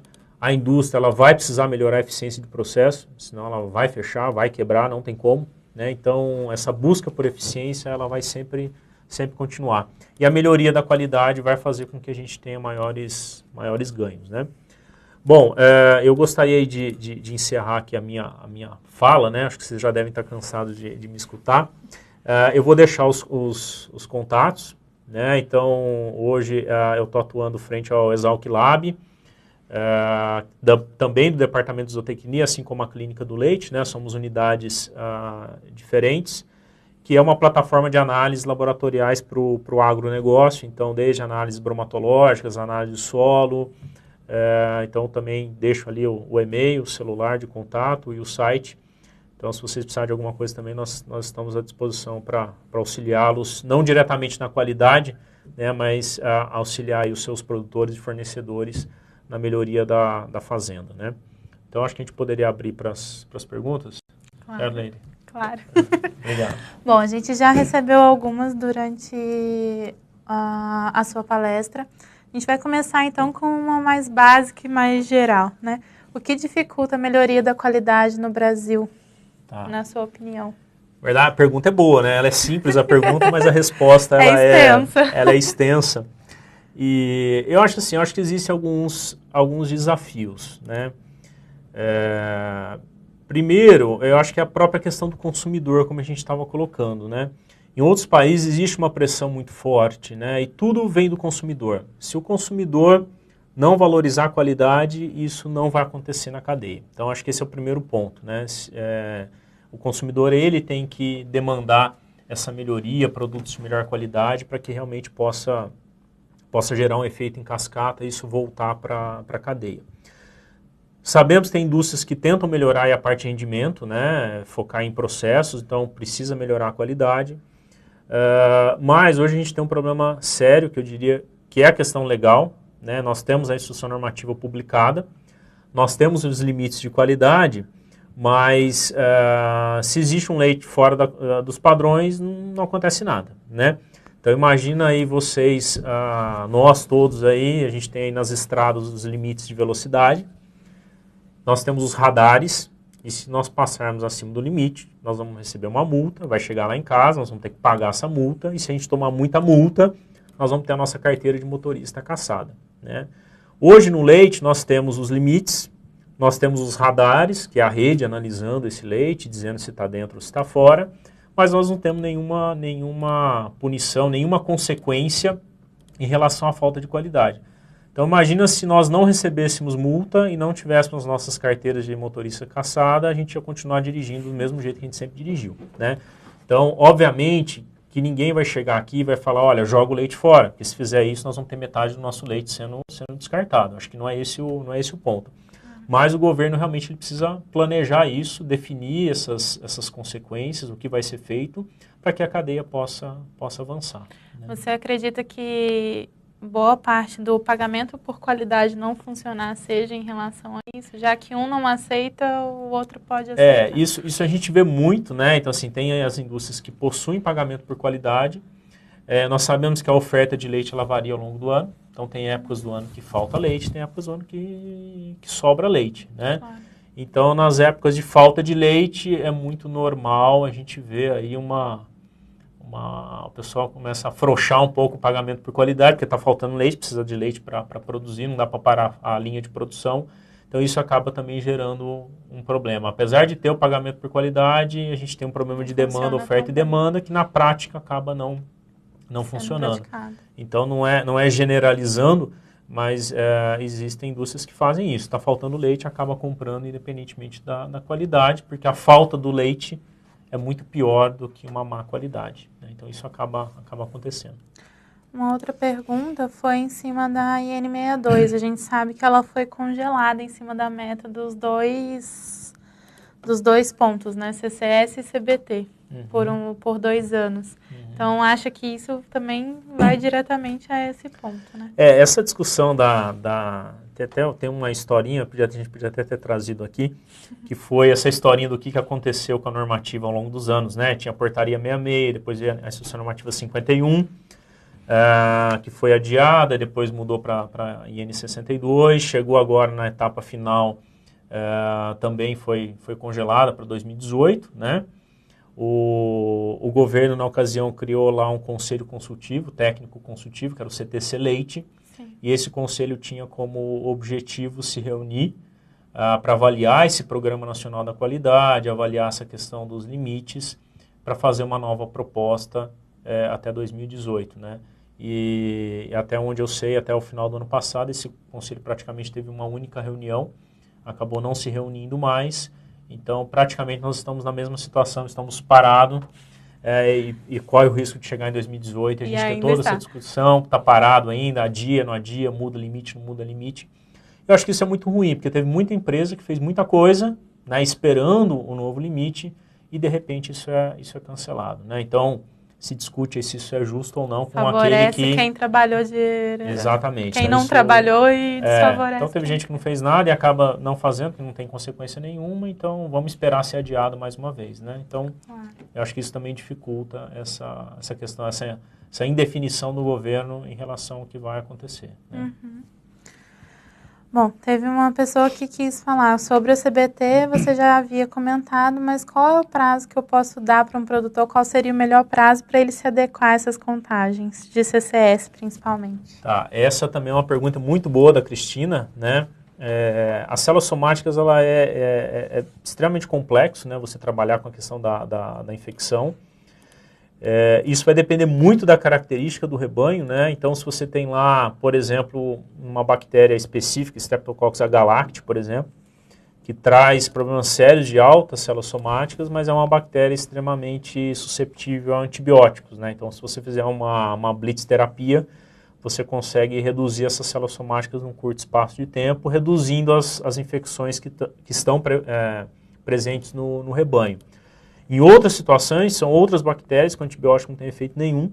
Então, essas infecções vão permanecer no rebanho e, para isso, você tem que evitar com que as vacas que não estejam infectadas fiquem doentes. Então, você tem que trabalhar na prevenção, porque na cura não tem como, né? No máximo, na hora que você secar a vaca, fizer uma terapia de vaca seca, talvez essa vaca retorne na próxima lactação sem a infecção. Mas basicamente você tem que trabalhar nas duas frentes, curar e prevenir para que quem está sadio não fique infectado. Isso toma tempo, isso leva tempo. Então, dependendo da situação, pode ser que você resolva em 2 semanas com uma blitz terapia, e dependendo da outra situação, você vai precisar talvez de 1 ou 2 anos para realmente conseguir estabelecer um programa de controle e reduzir as células somáticas, né? Então, realmente cada caso é um caso, precisa ser avaliado, mas não dá para a gente ter uma regra. Olha, o prazo é 1 mês, 2 meses, 3 meses. Não. Precisa ser feita uma análise, aí, um levantamento técnico, visita técnica, para realmente ver a melhor saída para aquele produtor. O Alan perguntou como que você espera que esteja esse parâmetro aí da CCS, principalmente daqui a 5 anos. O Alan fez uma pergunta boa, né? Alan, acho que você já sabe a minha resposta, né? Se a gente, eu não sei se acho que é o Einstein que tinha essa frase, né? Que insanidade é achar que nós vamos ter resultados diferentes fazendo a mesma coisa, né? Então, eu não sei se é exatamente essa frase, mas é bem por aí. Então, acho que seria insanidade a gente achar que as células somáticas vão melhorar daqui a 5 anos se a gente continuar fazendo exatamente o que a gente faz hoje. Se a gente continuar não tendo as consequências para quem não tem leite de qualidade, se a gente continuar comprando leite que não tem qualidade, se o nosso consumidor não mudar a percepção dele, enfim. Se a gente continuar do jeito que a gente está, a gente vai ter os mesmos resultados, né? Eu já estou no leite há alguns anos já, eu diria que há 30 anos, né? Porque minha família é de origem rural, quer dizer, era da cidade, resolveu produzir leite. Então, nós tínhamos uma propriedade de leite, desde os 7 anos eu estou nesse negócio do leite, escuto essa questão de qualidade, mas pouco a gente tem percebido. Tem fazendas, indústrias que realmente têm se preocupado, têm feito um bom trabalho, tem fazendas que têm conseguido melhorar, mas se a gente olhar a média, né, ou seja, o setor em si, a gente não tem alcançado resultados muito bons e não vai melhorar se a gente continuar do jeito que nós estamos fazendo hoje, né? Sem dúvida alguma.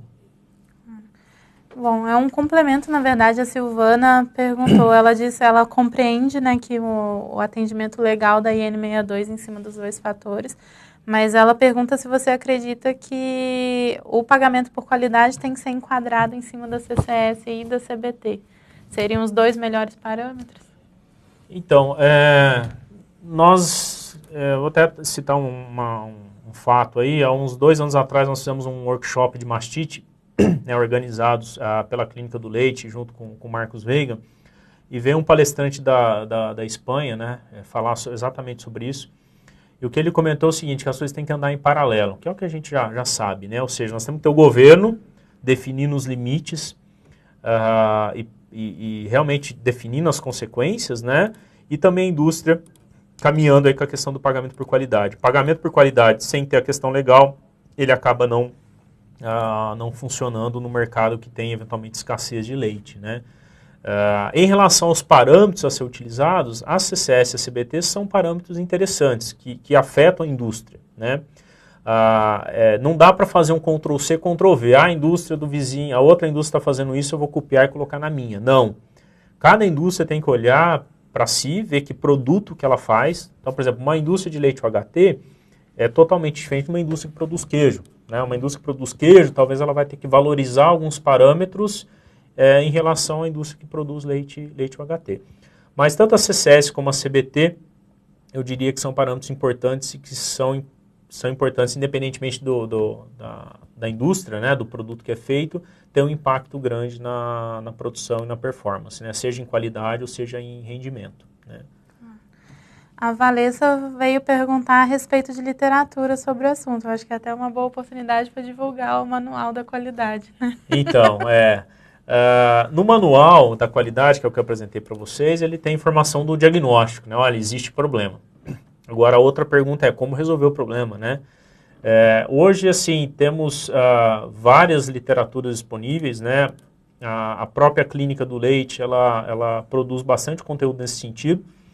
E eles têm lá um blog no Milk Point, no site, em que se fala muito essa questão da qualidade e se fala muito na gestão da propriedade, né? Então está claro também que só o conhecimento técnico para reduzir mastite, para controlar mastite, não é suficiente. Nós precisamos ter essa técnica, colocar isso em prática na fazenda para conseguir de fato melhorar. Então toda a parte gerencial, de gestão, aí que se fala de fazendas, ele é é muito importante para que isso aconteça. Então, a sugestão é, no caso da clínica, ir olhar lá o blog no site do Milk Point. Lá também tem uma série de outras literaturas. O professor Marcos Veiga também tem publicado muito a respeito aí do assunto. Ele é um especialista hoje na área. Então, eu sugiro essas duas fontes aí, tanto o Quali Leite, o Marcos Veiga, como a Clínica do Leite. Tem bastante material sobre o assunto. Bom, a Deise perguntou a respeito do Rio Grande do Sul. Se você pode falar alguma coisa a respeito do leite de lá, que ela reparou que nos slides não citava muito o Rio Grande do Sul. Então, Deise, não é nenhum preconceito, não. Eu adoro o Rio Grande do Sul. Como eu comentei logo no início, nós temos uma dificuldade em ter essas informações, né? Os dados, eles estão sendo transmitidos para o SIGCIF, que é o serviço, que é o sistema, o banco de dados do Ministério. Existe um projeto da Embrapa que é construir uma plataforma para analisar esses dados e disponibilizar informação para o mercado. Até onde eu sei, esse projeto ele foi iniciado, teve uma primeira etapa, mas também, até onde eu sei, isso ainda não está disponível para a cadeia. Então, hoje a gente não tem, de forma consolidada, pública, transparente, qual que é a qualidade do leite no país. Então, assim, eu não sabia te dizer qual que é o do Rio Grande do Sul. Se eu não me engano, em um dos congressos do CBQL, acho que foi em Santa Catarina, foi apresentado algumas informações do Estado. Mas atual, realmente a gente não tem isso à disposição. Talvez os laboratórios do Rio Grande do Sul, que é o pessoal lá do SARL ou da Univates, talvez eles tenham essa informação. Não sei se eles estão publicando isso ou não. Né? Mas não é nenhum preconceito contra o Rio Grande do Sul. Claro. Bom... o Vinícius pergunta, análises de CCS e CBT devem ser feitas no mesmo dia da coleta para validação? Vinícius, a sua pergunta é muito boa e eu acho que vale a pena a gente gastar um tempinho nela aí.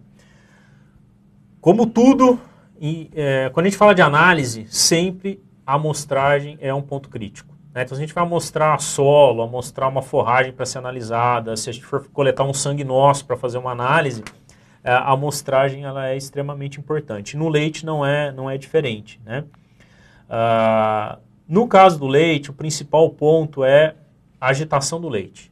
Né? O leite ele precisa ser muito bem homogeneizado antes de ser retirado uma amostra. E a gente sabe que o transportador ele odeia ficar lá do lado do tanque esperando aí 5 ou 10 minutos para fazer a agitação. Né? Então é normal, às vezes, a gente pegar lá uma amostra e ter lá teor de gordura de 5, 6, 7, 10% de gordura. Isso é indicativo de que o leite não foi bem homogeneizado.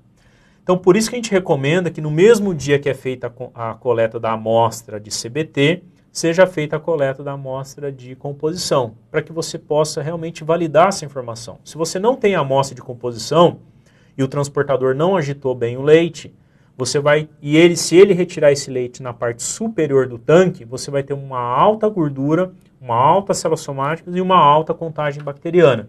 Porque tanto as células somáticas como a CBT, eles ficam associados à gordura. Tá? Então, tendo a amostra de composição, você consegue saber se naquele momento, naquele dia, foi feita uma agitação. E até, não sei se eu posso adiantar já, né, Leire? Mas assim, um dos temas do webinar futuro é exatamente essa parte sobre a amostragem. Né? Então, a gente está montando aí um programa.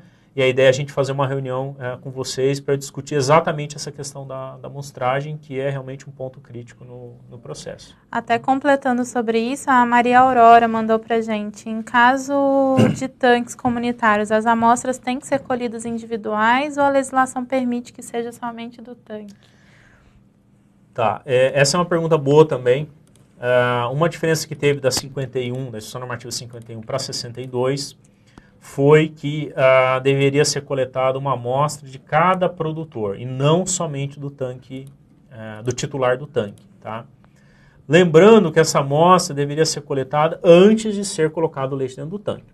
Tá? Porque às vezes era comum aparecer no laboratório 10 amostras com os resultados todos iguais de um tanque comunitário. Então não faz sentido você tirar 10 amostras do mesmo tanque e colocar o nome dos produtores nessas amostras. Não tem sentido nenhum, você está gastando dinheiro e essa informação não serve para nada. Então a ideia seria, antes de colocar o leite no tanque, você amostrar o leite desses produtores, porque se der algum problema no tanque principal, no leite do pool, você consegue mapear e ver qual produtor foi o problema. Agora, independentemente de estar na legislação ou não, Se você tem um tanque comunitário e ele está com problema, é importante você analisar o leite de quem está colocando o leite dentro desse tanque, né? Para que você identifique o produtor que está com problema, que está com dificuldade e possa auxiliá-lo nisso. Independentemente de legislação, seria recomendado fazer esse monitoramento, principalmente nos tanques que tem problema de qualidade, né? Bom, aqui tem uma pergunta da Débora, se há relação entre acidez e CCS. Não tem uma... Assim, às vezes você pode ter uma situação aí de leite não ácido, a partir do momento que você tem umas células somáticas mais elevada, mas isso são em casos extremos, para o número que a gente está acostumado aí não teria relação, né? A acidez ela é muito mais afetada pela contagem bacteriana total. Completando essa pergunta, a Valessa pergunta quais são as alternativas para evitar a ocorrência do leite alcalino instável ao alizarol, né?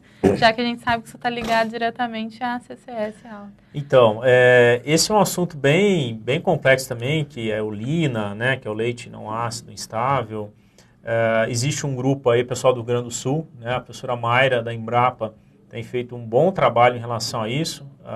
No último congresso do CBQL, do Congresso Brasileiro de Qualidade do Leite, nós tivemos até um mini curso para tratar especificamente disso. Esse ano a gente deve ter o mesmo assunto em pauta. Esse tipo de situação geralmente está ligado à questão nutricional dos animais, né? E não é uma questão aí de bactéria ou de células somáticas, mas sim uma questão nutricional. E até como sugestão aí, Leire, talvez seria um assunto interessante para talvez a gente abordar um pouco mais em profundidade, ou trazer um especialista na área, claro. Que isso, dependendo da região, eu não sei de que região ela é, mas isso é bem problemático aí, a questão do teste do alizarol. Né? Sim. Vamos para a próxima. Tem uma pergunta mais. É obrigatório, mediante a IN62, que se faça análise de ATB nos laboratórios da RBQL? A pergunta do Marcos, né? Isso. A sua pergunta também é boa, só pergunta boa, né? Se vocês lerem lá a normativa 62, existe lá uma tabela que diz quais as análises deveriam ser feitas na RBQL. E lá fala da análise de resíduos, né? Que ela deveria ser feita na rede. Porém, isso ainda não está definido e detalhado dentro da rede de laboratórios. Então, hoje, alguns laboratórios fazem análise de antibiótico por uma questão de plano de autocontrole. A indústria ela quer monitorar, ela quer saber se tem problema ou não nos seus fornecedores e acaba fazendo essa análise. Tá? Mas, de fato, não está ainda estabelecido, detalhado, que teste usar, como que deveria ser. Isso realmente não tá alinhado e não está padronizado dentro da rede.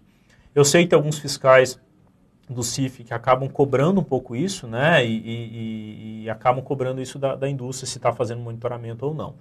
Mas está escrito, mas não está detalhado, não está padronizado, então isso também é uma pendência que existe junto à RBQL de definir essa questão dos kits de antibiótico, né, que teste usar para padronizar entre toda a rede. Tá? Difícil, né, essa situação. Vamos para a próxima. Tem uma perguntinha aqui que eu acho que merece ser respondida. A Mariana, você poderia explicar para ela o que é transvase? Tá. Boa, Mariana. O transvase é quando você tem lá o Romeu e a Julieta, né? Que você tem um caminhão com um tanque e você tem um engate e um outro tanque acoplado, né? Então, geralmente, esse engate, o reboque, ele fica parado em determinado ponto, o caminhão sai coletando o leite em algumas fazendas, volta, transfere esse leite para o engate, sai para coletar, enche o tanque novamente, engata aqui e leva para a indústria, né? Então, existe a transferência do Romeu para a Julieta, né? Então, isso que a gente chama de transvase, que é uma prática que é utilizada para a questão de logística e reduzir custo de transporte, né? Então, ao invés desse caminhão fazer um pedacinho e ter que voltar para a indústria, ele está lá com 2 tanques acoplados, você consegue carregar mais leite com o mesmo custo de transporte praticamente, né? Bom, Ana e Cristina pede para a gente considerar sobre a amostra CCS e CBT fora do padrão, se a análise de resultados tem que ser mesmo feita de 3 em 3 meses. Tem sim. A Anaí, é isso? Isso. Anaí, tem que ser feito, né? Então, se você olhar lá na instrução normativa, ela deixa bem claro que é a média geométrica de todos os resultados no período de 3 meses, né? Então, tem que ser feita a média. Não pode usar somente um resultado. Eu sei que às vezes as pessoas não entendem dessa forma, mas porque foi um padrão que foi criado aí, mas o que a normativa pede é a média geométrica. Então, se você pegar, por exemplo, os relatórios da clínica do leite, lá da Exalc, sempre é calculado da forma como preconiza a normativa 62, que é a média geométrica de todos os resultados no período de 3 meses. Tá? Eu vou juntar uma pergunta da Nilce junto com uma minha agora. Então tá bom, vamos lá. Acho que eu nunca vi uma explicação tão boa sobre a produção de leite com uma alta CCS, né? Você entrar com as células somáticas e perder em produção porque você perde a glândula secretora. Isso é diretamente ligado também a constituintes, porque você perde em volume de produção porque você perdeu a célula secretora. Mas a gente vê estudos que mostram queda de proteína, queda de gordura, queda de lactose, enquanto você sobe outros componentes indesejados, né? Sódio e cloro e outros componentes. A Nilce, na verdade, ela não entendeu um pouco a explicação. Ela pergunta se a caseína, junto com a proteína total, tem que somar 70% do leite. Tá. Né? E, na verdade, 70% seria a caseína em cima da proteína. Então, né? vamos lá. Ó. Se nós pegarmos 100 quilos de leite, tá? E se a gente falar que esse leite tem 3% de proteína total, 3% de 100 quilos de leite, nós vamos ter 30 quilos de proteína. Né? Então, 100 quilos de leite viram 30 quilos de proteína. E desses 30 quilos, se a gente considerar 80% na forma de caseína, a gente teria 24 quilos de caseína. Né? Então, 100 quilos de leite vira 30 de proteína e que vira 24 de caseína. Então, o PCAS lá, quando a gente fala esses 70%, 80%, é em relação à proteína total. Né? O 24 não dividido leite, por 30 e não do leite. Né? E a produção de constituintes desce por conta da perda de glândulas também? Então, tem trabalhos que eventualmente, porque assim, quando você deixa de produzir leite, você diminui o volume e pode ser que aconteça um efeito de compensação de diluição. Né? Apesar de você diminuir a síntese de nutrientes, reduz o volume do leite. Então, a porcentagem eventualmente não mude tanto, né? Então, de novo, proteína total, uma vaca com altas células somáticas e baixas células somáticas, a proteína total praticamente não se altera. Né? A caseína, sim, diminui. Pode cair gordura? Pode, mas se a vaca diminuir muito a produção, se ela tiver um caso aí, mais severo de mastite, pode até aumentar a porcentagem de gordura. Tá? Então, isso depende muito da severidade do caso. Mas no caso de caseína, de fato, reduz. A lactose também, ela vai diminuir a concentração de lactose, que vai ser compensada por esses outros elementos que vêm do sangue, né? O sódio, por isso que a gente tem a vaca com altas células somáticas, o leite salgado, porque acaba vindo outros minerais e componentes do sangue nesse processo de infecção. Bom, a Gabriela pergunta, a respeito das pastilhas de conservantes contidas nos frascos de CBT e CCS. Sabemos que após a coleta temos 7 dias para analisar esse leite. O que justificaria, a partir do 8º dia de coleta, essa amostra não poder mais ser analisada? Quem que fez a pergunta aí é a Gabriela. Gabriela, nós vamos te convidar para assistir o próximo webinar, nós vamos falar exatamente sobre isso. Tá? Mas para não deixar vocês sem a resposta, existem vários estudos mostrando que, eventualmente, até 10 e 12 dias, essa amostra estaria com as mesmas condições do momento da coleta, tá? Então, esse prazo aí, ele está sendo estabelecido tanto pelo Ministério como pelo próprio laboratório. Durante a minha passagem lá pela clínica, a gente fez vários estudos mostrando esse número aí de 10 a 12 dias sem problema nenhum na conservação do leite. Mas, de novo, você tem que respeitar o que o seu laboratório está pedindo ou o que o Ministério está orientando em relação ao prazo. Tá?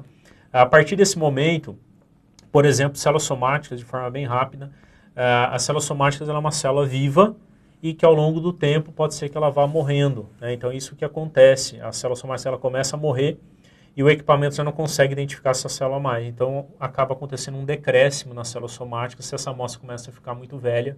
Então, por isso que existe esse limite. Né? E para métodos alternativos que normalmente trabalham com viscosidade é o contrário, né? Sim. Porque sim. quanto mais morrer, mais viscoso o leite vai ficar. Bom, a Jéssica perguntou a respeito da temperatura. Mesmo tendo conservante, uma diferença de 6 graus e 2 graus para uma amostra, vai interferir muito no resultado? Pergunta para o outro webinar de novo, tá vendo?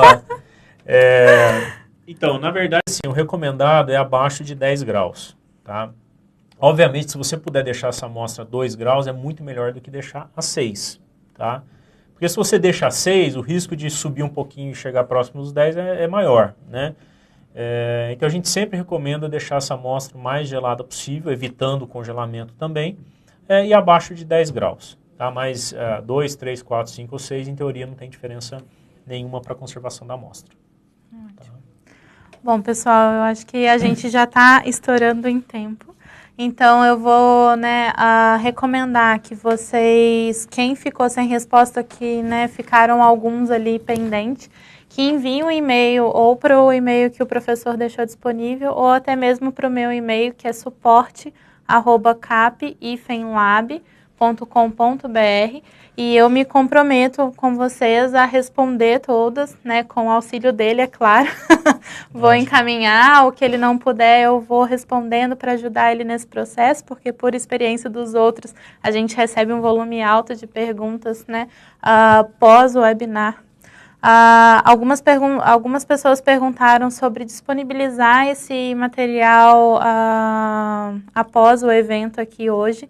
A gente vai sim disponibilizar, não vai ser de imediato, então a gente vai mandar um e-mail avisando o dia que vai estar disponível. A gente vai deixar esse vídeo durante um mês para acesso, vai precisar de um recadastro, por isso a gente vai enviar um e-mail dando as instruções corretas para vocês, tá? A gente agradece a participação de todos vocês, é sempre muito importante, muito gratificante ver que todos permanecem até o último minuto, participam e querem cada vez mais perguntas, né? Eu agradeço também o professor Laerte, o doutor Laerte, que trabalhou tanto tempo na Clínica do Leite, mais de 15 anos, que está hoje no Exalc, que não tem profissional melhor com mais experiência para falar sobre o assunto que foi dito hoje. E eu espero que, a gente já combinou aqui, a gente vai ter uma série de webinars, então fiquem de olho nos próximos que vão ser muito interessantes, tá? Eu passo a palavra para você. Não, eu gostaria de agradecer de novo aí, a Capilab pelo convite, é uma alegria muito grande estar falando sobre qualidade. Provavelmente eu já conheço muitos de vocês aí pelas andanças durante a passagem na clínica e agradeço a atenção de vocês, espero que vocês tenham gostado aí do assunto, do compartilhamento. Eu acho que se tiver sugestões também de temas e assuntos, acho que poderiam mandar para a gente poder avaliar. E o próximo desafio nosso vai ser essa questão da coleta de amostra. A ideia é a gente fazer um webinar para falar desde a coleta lá na fazenda, plano amostral também na recepção. Eu acho que é um assunto bem interessante, que sempre tem problema, sempre tem produtor reclamando que o resultado está errado, que foi mal coletado.